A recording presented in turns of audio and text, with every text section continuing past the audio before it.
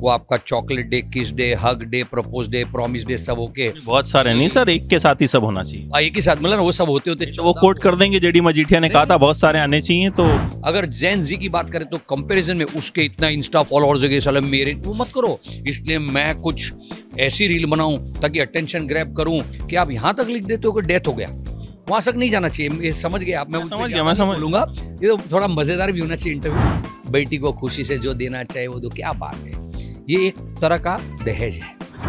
बेटी आई थोड़ा जबरदस्ती से, पहले दिन से नाखुश है घर में, जो घर लड़की नाखुश आई अपने बाप माँ को प्रेशर में देगी, वो आपके घर में खुशियां क्या लाएगी? लड़की को पढ़ाने जैसे बड़ा दहेज कुछ है ही नहीं। आपने बहुत लोगों को टोपी पहनाई पहले टेलीविजन पे, अभी आप टोपी पहन के कौन सी नई टोपी पहनाने वाले हैं, ये बताइए। मैंने, आप याद करके मुझे बताइए कि किसको टोपी पहने। मैंने जिंदगी में सिर्फ और सिर्फ अपने आप को टोपी पहनी। एंटरटेनमेंट की टोपी, एंटरटेनमेंट की टोपी। एंटरटेनमेंट की टोपी तो क्या है, देखो एंटरटेनमेंट में कुछ भी पहना हो ना वो तो अच्छा ही लगता है। क्यों? बिकॉज वो लोगों के श्रृंगार को, लुक को बदलता है, और टोपी पहनना एक स्टाइल है। तो हमने जो टोपी पहना है उसे हमने एक स्टाइल क्वोशंट ही बढ़ाया है। एंड मेरे पास बहुत सारी टोपियाँ हैं, अगर आप पहनना चाहे तो आपके मोर देन वेलकम है। मैं बहुत अच्छी तरह से टोपी को, अब अगर हम अंग्रेजी नाम दे दे जो जेन जी को ऐसा लगेगा, हैट, मैं हैट पहनाता हूँ क्योंकि मेरी कंपनी का नाम है, हमारी एंटरटेनमेंट, हमारी कंपनी का नाम है हैट्स ऑफ प्रोडक्शन। तो ये बताइए, हाँ, हैट्स ऑफ जो है Hats वो off। कब होता है आपको पता है?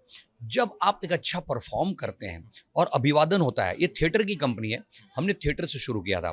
तो जब थिएटर में आप जब हैट्स ऑफ बोलते हैं तब आप ऐसे झुक के हैट लेके ऐसा करते हैं, कर सकते हैं। बाल बिगड़ जाएंगे। ये बताइए, पहले तो ये तो इस पे तो बात करेंगे, हमने बड़ी सारी बातें सुनी भी। ये जो स्टाइल है, स्टाइलिश रखा है या खुद ही? नहीं, स्टाइलिश अपने आप को मानता हूँ, रखना चाहिए, रहना चाहिए। आप जिस फील्ड में हो, वो फील्ड क्या है ना, अपने आप को बहुत मौका देता है। इस फील्ड के दो किस्म की लाइफस्टाइल होती है।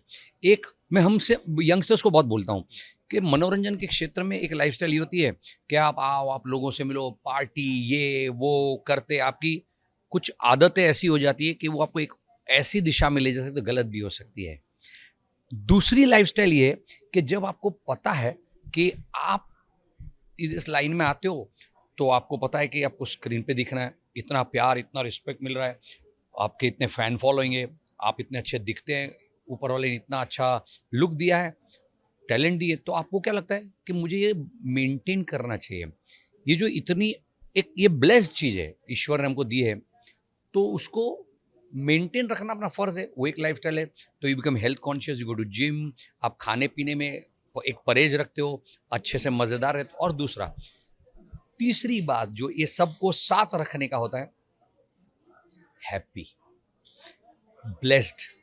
मैंने जैसे कहा कि अगर हमको सब कुछ सही सलामत दिया ईश्वर ने, तो मैं कोई चीज़ का स्ट्रेस नहीं रखता हूँ, अपने काम को बहुत प्यार करता हूँ, पैशनेटली काम करता हूँ और खुश और पॉजिटिव रहता हूँ। कि जो है ना, सिचुएशन तो रोज आती है। एज अ प्रोड्यूसर 3 शो चल रहे हैं मेरे, तो उसमें बहुत सारी चैलेंजेस रोज होती है। एक इतनी भी सिकंज नहीं लाती, मुझे मालूम है हो जाएगा, रास्ता निकल। तो पॉजिटिव एटीट्यूड के साथ जिंदगी जीना सबके लिए इंपॉर्टेंट इसलिए है। आप कोशिश करके देखना, आपका कुछ नहीं बिगड़ेगा, और बिगड़ा तो कुछ नया निकलेगा। ऊपर वाले ने आपकी कहानी बना के रखी है, आपको सिर्फ मेहनत करनी है, विश्वास के साथ आगे चलो and feel and be happy. तो ये सब मेंटल, फिजिकल, सारी हेल्थ खूब बहुत अच्छी रहेगी और वो झलकेगी। एक बड़ा नया कॉन्सेप्ट, और आजकल एक वर्ड है जेन जी, यंगस्टर्स जो हैं, रील्स का जमाना है, तो उनको भी छुएगा ये सब्जेक्ट, या किस तरीके से ये अक्रॉस जनरेशंस अपील करेगा? जो सोनी पे आपका नया शो 19 फरवरी से रात 8:30 आ रहा है। अक्रॉस जनरेशन अपील करना बहुत ज़रूरी है, क्योंकि इंडिया आज भी सिंगल टेलीविज़न हाउस होल्ड है, तो पूरा परिवार देखता है। और हमारे कुछ ऐसे निर्णय हैं जो निर्णय सभी साथ में लेते हैं। पर जेन जी के लिए इसमें सबसे बड़ी बात यह है कि ये जो शो है उसमें एक लव स्टोरी बहुत बड़ी खूबसूरत है, जिसमें लड़की लड़के को कहती है वैलेंटाइन आ रहा है, आपकी ज़िंदगी में बहुत सारे वैलेंटाइन्स आएंगे जेन जी में, वो आपका चॉकलेट डे, किस day, hug day, propose day, promise day, सब होके बहुत सारे नहीं सर, एक के साथ ही सब होना चाहिए। एक ही साथ मतलब वो सब होते होते तो वो कोट कर देंगे, जेडी मजीठिया ने कहा था बहुत सारे आने चाहिए, तो मैं कह रहा हूँ डेज बहुत आएंगे, तो 14 बहुत लोग नहीं आने चाहिए। तो 14 तारीख को वैलेंटाइन डे पे आप जब किसी को एक को अपना वैलेंटाइन बनाएंगे या है उसको कुछ, एक बात का ध्यान रखिएगा, क्या है कि लव स्टोरी का एक बड़ा अच्छा सा हमारे इसका एक बेसलाइन, एक फिलॉसफी है, I can sacrifice anything for my love but my family. कि प्यार के लिए कुछ भी सेक्रीफाइस करना चाहिए। आपने ये खाना नहीं खाया, आज भाग के उसके काम में रह गए, या बहुत कुछ किया, यहाँ से ट्रैवल किया, वो मुसीबत में खड़े, हर कुछ चीज कर लीजिए, प्यार तो वही होता है। पर अगर कोई परिस्थिति ऐसी आ जाए कि you have to sacrifice your family, इतने सालों से माँ बाप ने पाल पोस के बड़ा किया, फिलोसॉफिकल डिफरेंस हो सकते, मैं ये भी नहीं कहता हूँ अपने प्यार को छोड़ दो, रिजॉल्व दोस डिफरेंसेस और वक्त लो, कोई जल्दी नहीं होती है। जल्दबाजी में जो करोगे तो पीछे बहुत पछताओगे। क्यों? अगर आपके पीछे से फैमिली का सपोर्ट चला गया, बहुत अनुभव से बोलता हूँ, पर्सनल अनुभव से बोलता हूँ, कि फिर आपको बहुत फैमिली मिस करता है। वो मिस करता है तो आपको सामने वाला बंदा ही आपका प्रेमी ही गलत लगने लगता है कि इसकी वजह से मेरा परिवार चला गया। झगड़े तो उसके साथ होने ही है। तो वो सारा ना बहुत दुख देता है।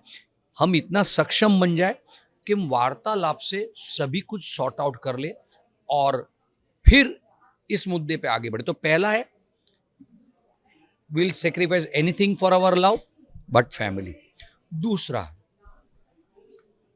जब प्यार, शादी, इसमें क्या हो जाता है कि हमारा समाज है ना, इसलिए बना है, हमने समाज प्रथा इसलिए बनाई कि हम इकट्ठा, ज्यादा लोग इकट्ठा बन जाए और ज्यादा पावर बने, और हम समाज एक साथ रहकर हमारी जिंदगी को बेहतर बना पाए, ज्यादा खुशियां बटोर सके, ज्यादा अगर दुख दर्द है तो बांट सके। समाज अच्छे के लिए बना था। सिविलाइजेशन से शुरू होके हमने क्या किया ना, अब जो हमारी कुछ रीतें हो रही हैं वो देख रेख में एक दूसरे की, हमने उसमें कुछ चीजों को बहुत ही बिगाड़ दिया। अरे उसने ये किया तो समाज में उसका इतना नाम हो गया, मैं ये करता हूं, मैं ये करती हूं, वो नहीं होना चाहिए। आप लोग भी अगर जेन जी की बात करें तो कंपैरिजन में उसके इतना इंस्टा फॉलोअर्स हो गए, साले मेरे, वो मत करो। इसलिए मैं कुछ ऐसी रील बनाऊं ताकि अटेंशन ग्रैब करूं, और अटेंशन ग्रैब करने में चक्कर में आप कर क्या देते हो कि आप यहां तक लिख देते हो कि डेथ हो गया। वहां तक नहीं जाना चाहिए। ये समझ गए आप? मैं समझ बोलूंगा, ये तो थोड़ा मजेदार भी होना चाहिए इंटरव्यू। तो मेरा मुद्दा ये है कि जो करते हो उसका ध्यान रखा करो कि कहाँ बहक जाते हो। तो समाज बहक जाता है कब?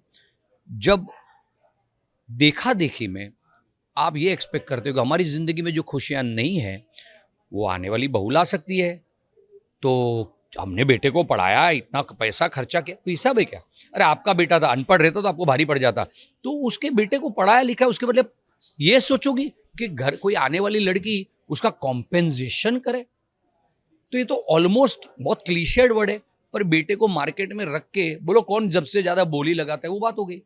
और जिंदगी ऐसे बनती? बिल्कुल नहीं बनती है। ये प्रेशर नहीं करना चाहिए। दूसरा, आज जो जैसे जनरेशन बदलती है, शब्द बदल जाते हैं, तो आज लोगों ये बोलने लगे, हाँ हमको कुछ नहीं चाहिए, आप अपनी खुशी से बेटी को जो देना चाहिए वो दो। अरे क्या बात है, बेटी को खुशी से जो देना चाहिए वो दो, क्या बात है? ये एक तरह का दहेज है। आप खुशी से जो करने वाला है आपके बोले बगैर कर लेगा। ये बोलना, अंडरलाइन करना बहुत गलत बात है। अब एक और बात पे आता हूँ, जो इन्होंने इतना बोला ट्रांसपेरेंटली, मैं इतना बोल रहा हूँ, तो मैं मेरी बात करता हूँ। मेरे जैसे लोग गलत करते हैं। मेरी 2 बेटियां हैं, तो कुछ सालों से मेरी वाइफ मुझे बोलती, ये बर्थडे पे ये लेते, ये धनतेरस पे ये लेते, अक्षय तृतीया पे ये गोल्ड ले लेते हैं। तो हाँ, क्यों क्यों? अरे बेटी को देने के लिए इकट्ठा करना है। तो मैंने कभी विरोध, हाँ ओके चलो, मैं तो बहुत नहीं मानता हूँ गोल्ड बोल्ड, पर उसको बोलती हूँ हाँ ले, चलो ठीक है। फिर रियलाइज होता है कि 1 मिनट, हम वही कर रहे हैं। ये इकट्ठा करते करते अब मैं मेरी बेटियों को इतना दूं, तो सामने मेरे मित्रों पर, जिनकी इकोनॉमिकल कंडीशन शायद मेरे जैसी न हो, मेरे आसपास के सर्कल में, मेरे भाइयों पर या किसी पर भी, मेरे संबंधियों में ये दबाव आने लगता है, जेडी भाई ने तो ये किया था, अपने को ये गलत मिसाल कायम करते हैं हम, तो ये नहीं करनी चाहिए। इसको कंट्रोल करने का आप सोचोगे तो क्या हम बेटी को खुशी से दे, no, you do whatever use to. इसको प्रथा सिर्फ शादी में क्यों ये इसको प्रथा बनाकर रखा जाता है कि ये उन सबको बदलने का वक्त है।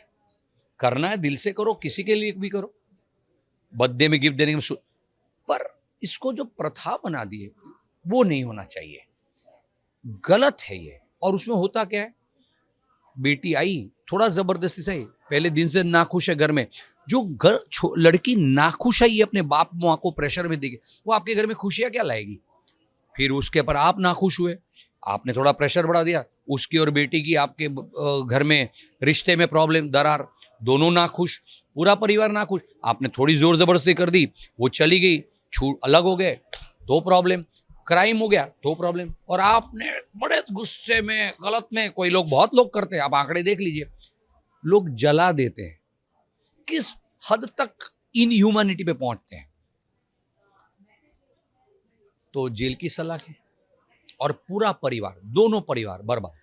तो ये जहां से शुरू होता है वहीं रोक देना चाहिए। और ये generation, I am very happy that you all believe कि you will all not succumb to this. हमको हमारा लड़का और हमको लड़की दोनों अच्छे लगने चाहिए, हम अच्छे से जिंदगी अगर कॉम्पेटिबल है, विल लिव टुगेदर। तो यंगस्टर्स के लिए ये शो बड़े प्यार से बनाया हुआ है, because it's basically a love story. और सिर्फ दहेज की बात नहीं है, बहुत सारे इश्यूज ऐसे हैं जो आपकी जिंदगी से आज के दिन में जुड़े हुए हैं। और आज की जिंदगी में जैसे शिक्षा, लड़की को पढ़ा रहे, जैसे बड़ा दहेज कुछ है ही नहीं। Please use your money, all strength, all assets in educating your daughter. ये बात कहने जा रहे हैं हम, और बहुत सारी बातें कहने जा रहे हैं। और इट्स नॉट जस्ट दहेज, बट ये शो है, खूबसूरत सी लव स्टोरी है। प्लीज देखना है ये 10 एपिसोड, 2 वीक देखिए। अगर आपने हमारे इतने शोज देखे हैं और आपने देखा है कि हमने हमेशा अच्छी कंटेंट दी है और लाइफ इम्पैक्टिंग स्टोरीज कही है, तो ये शो आपके दिलों में बस जाएगा, मेरा वादा है आपसे।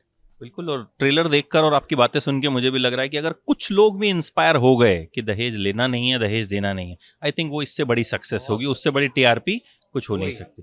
Thank you so much sir, and wish you all the very best for the new show. I think जैसे आपने हमेशा एंटरटेन किया है, इस बार भी सिक्सर लगेगा। Thank you so much, thank you, heads of. Oh yes.